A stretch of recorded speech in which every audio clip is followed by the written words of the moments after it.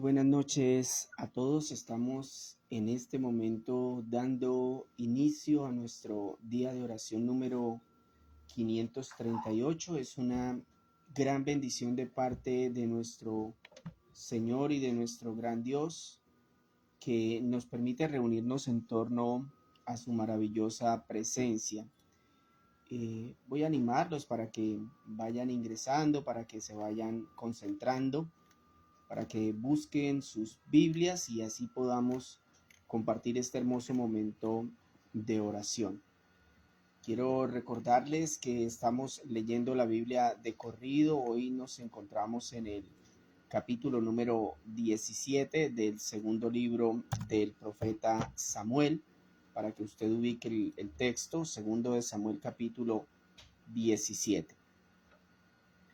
El tema que vamos a trabajar hoy se llama Bajo la sombra del Altísimo. Un tema realmente hermoso. Le aconsejo que ponga mucha atención, que no deje que el cansancio lo domine. Pídale al Señor que le llene de fortaleza. No son días fáciles y definitivamente nuestra fortaleza tiene que estar en Cristo Jesús. Entonces vamos a disponernos para hacerlo bien, para hacerlo para la gloria de Dios. Entonces no se distraiga con nada, ¿no? Es muy importante eso. Hay personas que no entienden todavía el concepto de lo que significa estar en la presencia de Dios, ¿no? O sea, pareciera que como que se nos volvió algo que es como igual que si vamos a comer, igual que si estamos en nuestro trabajo o con nuestro jefe o con nuestro esposo, esposa, nuestros hijos, en el cine. No, no es igual, mis hermanos. Es el Dios Altísimo al que nos dirigimos. Entonces, usted no se pone a hacer otras cosas. Usted deja de hacer todo lo que está haciendo para ponerse a los pies del Rey. Sí, es que está ante nosotros el Rey. Entonces, usted tiene que tratarlo como tal. No puede tratarlo a su manera, y es algo que es difícil de hacerle entender a la gente. Uno se lo repite de una, de mil maneras y no lo entienden. Uno sigue viendo las mismas actitudes. Y créanme que no lo hago con el sentido de ofenderlos, sino con el sentido de advertirlos, porque hacer eso es algo que el Señor detesta. No le gusta que nosotros nos acerquemos de cualquier manera hacia Él. Entonces, mis hermanos, esa es mi primera invitación en esta noche, para que usted se concentre, para que no se distraiga en nada más de este mundo que impida que usted pueda conversar con Dios en esta noche. Él le va a hablar a través de su palabra. Hace unos días uno de los líderes de nuestra iglesia, el hermano Raúl, decía, es la oración el momento donde Dios nos habla a través de su palabra y nosotros hablamos con Él a través de nuestras palabras. Entonces es este momento, mi hermano. Concéntrese, pídale a Dios que le dé fortaleza, reflexione en por qué usted, cuando está en otras actividades del mundo, entonces no se duerme, no se distrae, ¿no? ¿Cierto? De pronto usted está en su negocio y usted no se va para la cancha porque se le meten, ¿cierto? Entonces usted está atento a su negocio, ¿cierto? Si usted está en su trabajo, entonces usted ahí está pendiente, porque qué tal que usted esté haciendo una obra y entonces usted llega y dice, me voy para allí a jugar un partidito de fútbol, voy a dejar esta mezcla aquí preparada, cuando llegues a jugar esta tiesa, ¿cierto? O sea, si se dan cuenta que uno para las cosas del mundo siempre está atento, siempre hace las cosas como corresponde, pero entonces llegan las cosas de Dios y nos da por hacer otras cosas diferentes. No, por favor, concentrémonos. Vamos entonces a hacer una oración corta después de este corto regaño, pero es importante. Vamos a orar. Señor amado, muchas gracias por permitirnos estar en esta noche delante de ti. Te pedimos, Señor, que nos permitas entrar a tu presencia, Señor. No hay forma, Señor, en que nosotros podamos aparecernos delante de ti, Señor. Por eso la obra que tu Hijo realizó en la cruz es inigualable, Señor. No hay forma de imitarla. No hay forma de compararla con algo, Señor. Él permitió que el Dios de la creación ahora tenga contacto con seres humanos falibles, pecadores, miserables. Señor, nos presentamos y te pedimos, por favor, nos escuches, Señor. Nos concedas la palabra, que tengamos esa reverencia que tenían los hombres en la antigüedad al acercarse a un rey y postrarse para pedirle la atención, para pedir la palabra. Señor, hoy te pedimos que nos permitas leer tu palabra, que nos permitas estudiarla. Te rogamos que el Espíritu Santo entre a nuestra vida y nos ayude a comprenderla. Señor, ayuda a mis hermanos. Dales atención, concentración, entendimiento, Señor. Ayúdanos, Dios, porque sin ti seríamos como címbalos que retiñen, seríamos como las voces de un buen músico que canta, pero que no causa ningún impacto en el corazón y la mente humana, Señor. Pero a través de tu palabra y del poder de tu Espíritu, podemos llegar a los corazones, aún a los más duros, Señor. En esta noche, Señor, entregamos nuestras cargas y nos disponemos a hacer este estudio de tu palabra para la gloria de tu Hijo amado, Señor, en el nombre poderoso de Jesús. Amén y amén.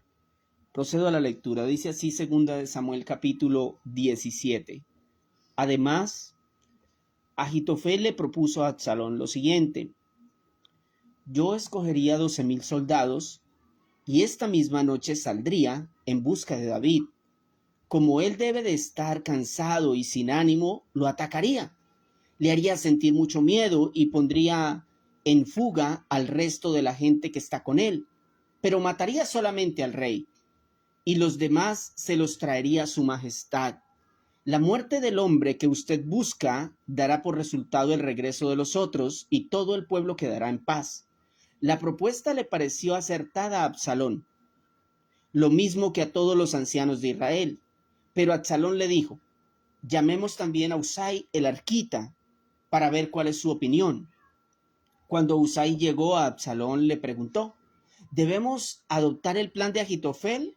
¿El plan que Ahitofel nos ha propuesto? Si no, ¿qué propones tú? Esta vez el plan de Ahitofel no es bueno, respondió Husai. Usted conoce bien a su padre David y a sus soldados. Son valientes y deben estar furiosos, como una osa salvaje a la que han robado su cría. Además, su padre tiene mucha experiencia como hombre de guerra y no ha de pasar la noche con las tropas. Ya debe de estar escondido en alguna cueva o en otro lugar. Si él ataca primero, cualquiera que se entere dirá: ha habido una matanza entre las tropas de Absalón. Entonces aún los soldados más valientes, que son tan bravos como un león, se van a acobardar, pues todos los israelitas saben que David, su padre, es un gran soldado y cuenta con hombres muy valientes. El plan que yo propongo es el siguiente: convoque su majestad a todos los israelitas que hay desde Dan hasta Beerseba. Son tan numerosos como la arena de la orilla del mar, y su majestad mismo debe dirigirlos en la batalla. Atacaremos a David, no importa dónde se encuentre, caeremos sobre él como el rocío que cae sobre la tierra. No quedarán vivos ni él ni ninguno de sus soldados. Y si llega a refugiarse en algún pueblo, todos los israelitas llevaremos sogas a ese lugar y juntos arrastraremos a este pueblo hasta el arroyo, de modo que no quede allí ni una piedra. Versículo 14. Absalón y todos los israelitas dijeron: el plan de Husai, el arquita, es mejor que el de Ahitofel. Esto sucedió porque el Señor había determinado hacer fracasar el consejo de Ahitofel, aunque era el más acertado, y de ese modo llevar a Absalón a la ruina. Entonces Husai les dijo a los sacerdotes Sadoc y Abiatar: Ahitofel les propuso tal y tal plan a Absalón y a los ancianos de Israel, pero yo les propuse este otro. Dense prisa y mándenle este mensaje a David: no pase su majestad la noche en los llanos del destierro, más bien cruce de inmediato al otro lado. No vaya a ser que su majestad y quienes lo acompañan sean aniquilados. Jonatán y Ahimás se habían quedado en Rogel. Como no se podía arriesgar a que le vieran entrar en la ciudad, una criada estaba encargada de darles la información para que ellos se la pasaran al rey David.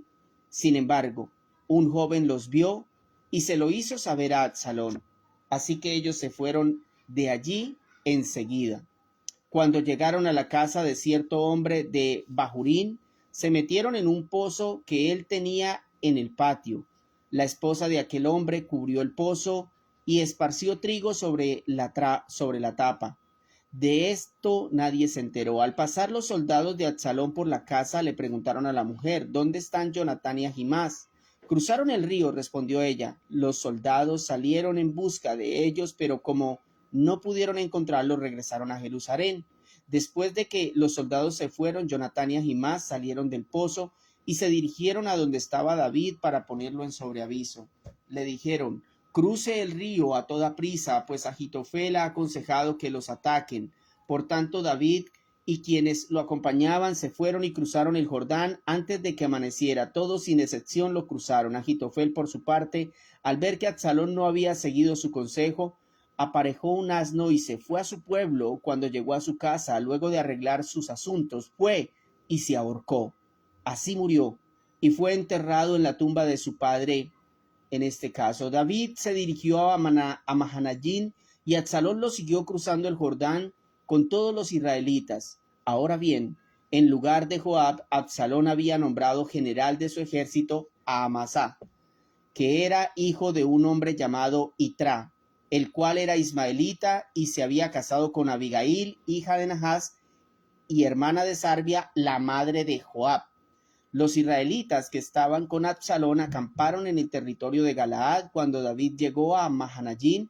Allí estaban Sobi, hijo de Nahas, oriundo de Rabá, ciudad amonita, Maquir, hijo de Amiel, que era de Lodebar, y Barzilai, el galadita, habitante de Rogelín.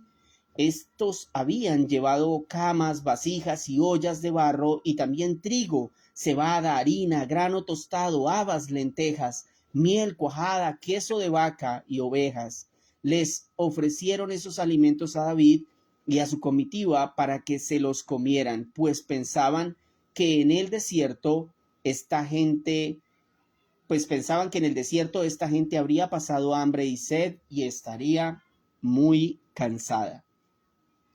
Muy bien, mis hermanos, hemos terminado la lectura de este capítulo 17. Bienvenidos a todos.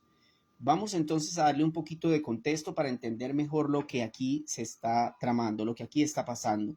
En este capítulo, Ahitofel, que recordemos era servidor, era consejero del rey David, se había vuelto en consejero de su hijo Absalón. ¿Ok? En este capítulo se quita la máscara a Ahitofel y actúa como un demonio, pidiéndole a Absalón que mate a su padre, el hombre que le había dado de comer por años. Sin embargo, el Dios, en este caso, que parecía haber desaparecido de esta parte de la historia, es registrado para hacernos saber que Él tenía el control de todo. Qué impresionante, ¿no? O sea, porque en los capítulos estamos viendo como que es una pelea entre un padre, un hijo, entre los siervos y demás, y no vemos aparecer a Dios, pero en este capítulo aparece el Señor para decirnos: yo tengo el control. Y no iba a permitir que David muriera. Por eso aquellos hombres a los que David había pedido regresar a Israel fueron sus aliados y le ayudaron a escapar de su hijo. Este texto para mí es una muestra que cuando Dios va a salvar a alguien, hará todo lo necesario para que no se pierda. Quédese con eso. Cuando Dios va a salvar a alguien, hará todo lo necesario para que no se pierda. Y si el hombre se pierde, es porque se negó a recibir ayuda. Escuche eso, o sea, la frase tiene que ser completa. Cuando Dios va a salvar a alguien, hará todo lo necesario para que no se pierda. Y si el hombre se pierde, es porque se negó a recibir ayuda. Por eso en el tema de hoy, bajo la sombra del Altísimo, yo asumo que es muy probable que cuando David escribió el Salmo 91 se tuvo que haber basado en uno de estos capítulos, o tal vez cuando estuvo en las cuevas escondido de Saúl, pero es probable que este también fuera uno de esos. Veremos lo que Dios hace para guardarnos. Vamos a ver qué hace el Señor para guardarnos hasta el día final. Primero, Él permite situaciones. Él permite situaciones. Dice el versículo 1 al 4, escuchen esto. Además, Ahitofel le propuso a Absalón lo siguiente: yo escogería a 12,000 soldados y esta misma noche saldría en busca de David. Como él debe estar cansado y sin ánimo, lo atacaría, le haría sentir mucho miedo y pondría en fuga el resto de la gente que está con él, pero mataría solamente al rey. Y los demás solo los traería a su majestad. La muerte del hombre que usted busca dará por resultado el regreso de los otros y todo el pueblo quedará en paz. La propuesta le pareció acertada a Absalón, lo mismo que a todos los ancianos de Israel. ¿Qué situación la que el Señor está permitiendo para que mate su propio hijo a David, no? Qué situación tan difícil, mis hermanos. O sea, llévela a su mente. Un hijo quiere matar a su papá, animado por el consejero de su padre. Sin embargo, podemos rescatar de esta situación que Dios permite situaciones así para poder mostrar su poder. De otra forma, ¿cómo podría cuidarnos? Si no es a través de una enfermedad, si no es a través de la escasez, si no es a través de la persecución. Para mí ese texto es gratificante porque la Biblia no niega el sufrimiento, la persecución o la traición. Más bien nos deja claro que todos tendremos un Getsemaní, como Cristo, a quien traicionaron, negaron, persiguieron, asesinaron. Y el Padre lo permitió. Eso es importante, porque Dios permitió que a su Hijo le hicieran lo que le hicieron. Dice Hechos capítulo 2, versículos 22 al 24, escuchen bien. Pueblo de Israel, escuchen esto. Jesús de Nazaret fue un hombre acreditado por Dios ante ustedes con milagros, señales y prodigios, los cuales realizó Dios entre ustedes por medio de él, como bien lo saben. Escuchen esto. Este fue entregado según el determinado propósito de Dios y el previo conocimiento de Dios. ¿Ustedes están entendiendo lo que yo leí? ¿Qué significa este? Que Cristo fue entregado a la cruz y dice, fue entregado según el determinado propósito y el previo conocimiento de Dios. Y por medio de gente malvada, ustedes lo mataron clavándolo en la cruz. Sin embargo, Dios lo resucitó, librándolo de las angustias de la muerte, porque era imposible que la muerte lo mantuviera bajo su dominio. Escúcheme, hermano, Dios permitió el sufrimiento y la muerte en su Hijo para rescatarlo y luego exaltarlo. Ese mismo mensaje lo traslada a nosotros. Si ponemos nuestra confianza en Cristo, estaremos bajo la sombra del Altísimo. Número 2, Dios no solamente permite las situaciones, Dios también controla las situaciones. Ese es el número 2. Dicen los versículos 14 al 16. Absalón y todos los israelitas dijeron, el plan de Usai el arquita es mejor que el de Ahitofel.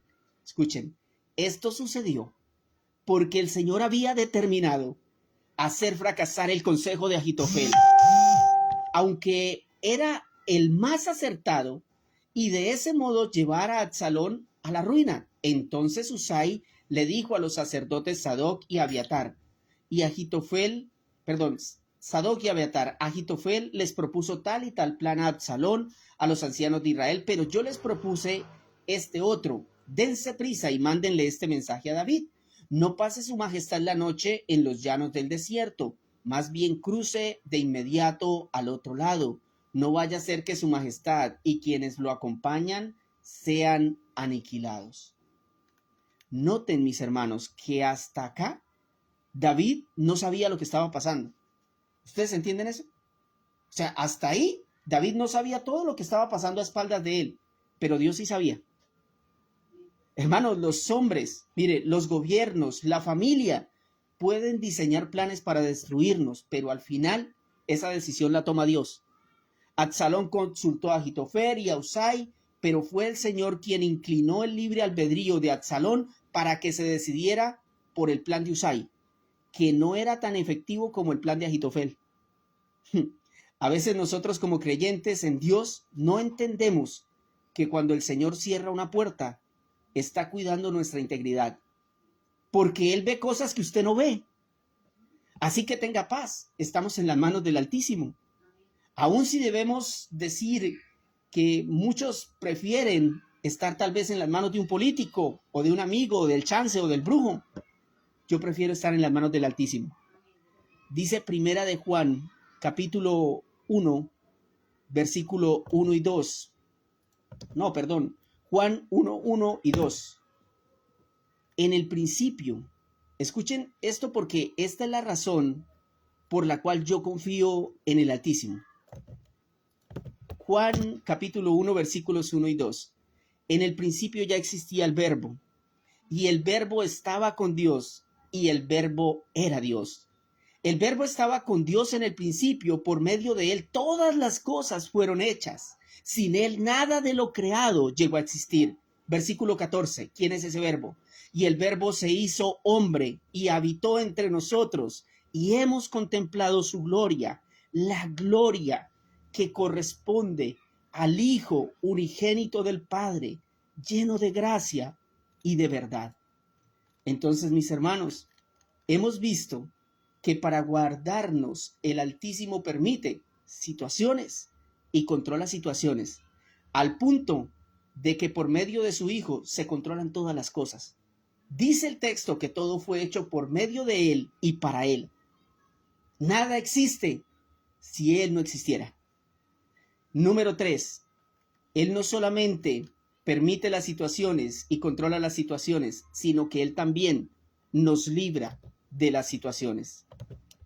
Mire lo que dice el versículo 22 al 23. Por tanto, David y quienes lo acompañaban se fueron y cruzaron el Jordán antes de que amaneciera. Todos sin excepción lo cruzaron. Agitofel, por su parte, al ver que Absalón no había seguido su consejo, aparejó el asno y se fue a su pueblo. Cuando llegó a su casa, luego de arreglar sus asuntos, fue y se ahorcó. Así murió y fue enterrado en la tumba de su padre. Noten nuevamente un detalle que ustedes van a encontrar en la Biblia. No dice que Agitofel fue a reunirse con sus antepasados. Eso significa condenación, mis hermanos. David logra escapar de su hijo, pero no podemos contar esta historia sin interiorizarla. Piense por un momento cómo fueron los días y las noches de David. Póngase en los zapatos de este hombre al saber que uno de sus hijos lo perseguía para matarlo. Aún así, fíjese que el Señor lo libró de Absalón y de Agitofel, que se suicidó. ¿Alguna vez se ha puesto a pensar cuántas veces el Señor lo ha librado de perder la vida?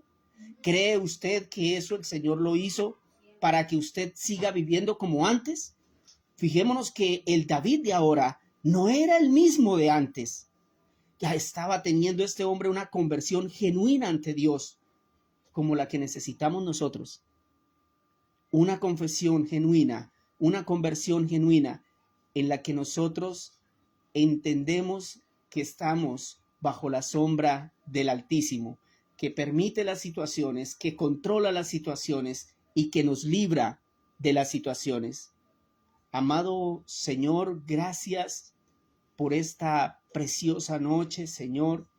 Gracias, Señor, porque a veces a pesar del cansancio, a veces a pesar del día, Señor, de las diferentes situaciones de la vida, llegamos a esta hora, Señor, y sentir tu presencia, tu compañía, tu poder, tu voz a través de tu palabra, Señor.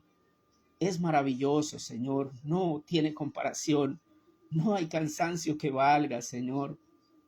Es un deseo inigualable a través de tu espíritu el poder entender tu palabra, el poder entender que tú nos cuidas en el cansancio, en la escasez, en la persecución. Señor, tu palabra dice que eres el novio de la iglesia y que nos cuidas, mi Señor. Pues se nota, Señor. Muchas gracias por guardarnos bajo tu sombra hasta el día de hoy, Señor. Te pido, por favor, que obres maravillosamente en la vida de aquellos que a esta hora claman por la salud de sus familiares, Señor. Hay varios niños enfermos, Señor. Te pido, por favor, que pongas tu mano milagrosa. Tú conoces cada uno de esos casos. Están en nuestra mente y nos duele, Señor, saber lo que está sucediendo. Te pedimos que obres milagrosamente sobre esos bebés. Por favor, Señor, pon tu mano poderosa, te lo imploramos. Aceptamos tu voluntad, Señor, y no queremos doblegar nada, pero te rogamos, obre, Señor. Te pedimos, por favor, te suplicamos que nos ayudes, Señor, que en esos momentos de angustia, estos papás, estos abuelos, estas personas que están al lado de esas situaciones puedan ver tu gloria, puedan tener paz y consuelo de parte tuya, Señor. Ayúdanos a entender el propósito de estas situaciones, así como David lo entendió, Señor, para que podamos estar tranquilos de que todo lo que tú haces tiene un propósito, de que todo lo que tú haces, Señor, es para glorificar al final tu nombre, es para el bien nuestro, Señor. Te pido por aquellos que nos escuchan por primera vez, Señor, y que todavía no te conocen. Te pido que a través de esta oración y del poder de tu Espíritu Santo, tú doblegues las rodillas, abras el entendimiento, traigas salvación y vida eterna, Señor. Tu palabra dice que tú ordenas a todas las personas en todos los lugares de la tierra que doblen sus rodillas ante Cristo el Rey por la eternidad. Señor, por favor, ayúdanos en esta hora. Escucha nuestras oraciones, Señor. Permite que las personas que escuchan estos grupos de oración puedan ser transformadas, Señor. Que no se queden en momentos emocionales, que no seamos personas que lloramos, que escuchamos la palabra, pero que cuando la llevamos a la práctica somos como aquel que se mira al espejo, se va y luego se le olvida cómo es su rostro. Más bien, Señor, crea en nosotros un corazón que entienda tu palabra y que la lleve a la práctica, Señor. Que como dice el salmista, Dios mío, Señor, tú puedes cambiar mi corazón, Señor, tú puedes cambiar mi vida. Sé que en el fondo de mi alma me has dado entendimiento, Señor. Ayúdame a entender tu palabra, Señor. Ayuda a mis hermanos que no la entienden. Abre el corazón como abriste el corazón de Lida, Señor, para que te conozcan, Padre, para que te conozcan, Señor, para que puedan seguirte, Señor. Te pido, Señor, que traigas conversiones genuinas, que tu Espíritu Santo convenza de pecado, justicia y juicio a todo hombre que nos escuche, Señor. Que este no sea un escampadero para las personas, Señor, sino que sea un lugar donde somos exhortados, donde somos, Señor, llevados al Evangelio por un camino recto, correcto, lleno de gracia y del Espíritu Santo. Amado Dios, gracias por la oración que nos has permitido hacer en esta noche. Nos vamos a descansar. Sosténnos de tu mano, Señor. Estamos contentos y agradecidos bajo la sombra del Altísimo. Dios los bendiga.